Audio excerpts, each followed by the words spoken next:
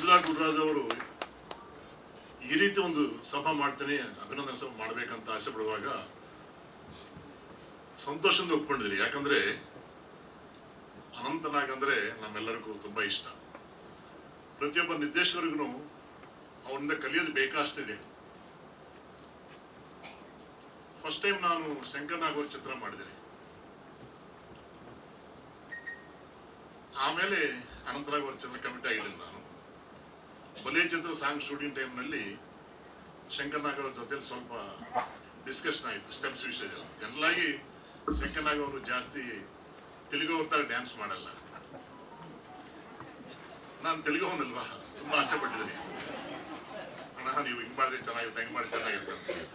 ಅವಾಗ ಒಂದು ಮಾತು ಹೇಳಿದ್ದಾರೆ, ಇವತ್ತು ನಾನು ಮಾಡ್ತೀನಿ, ನೆಕ್ಸ್ಟು ಅನಂತರ ಸಿನಿಮಾ ಮಾಡ್ತೀಯಲ್ವಾ, ಹೆಂಗೆ ಅಂದ್ರೆ ನಿಮ್ಗಿಂತ ಚೆನ್ನಾಗಿ ಕುಣಿಸ್ತಾರೆ ನನಗೆ.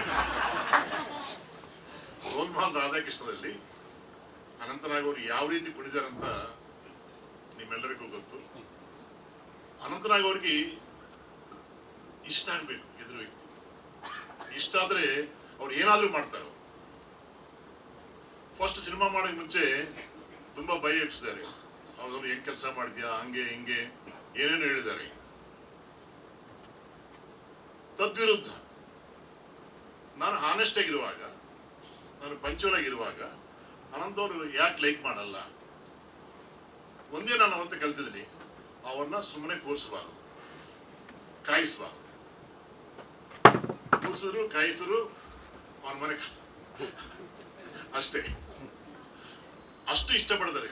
ಪಂಚುವಾಲಿಟಿ, ಡಿಸಿಪ್ಲಿನ್ ಅಷ್ಟೇ.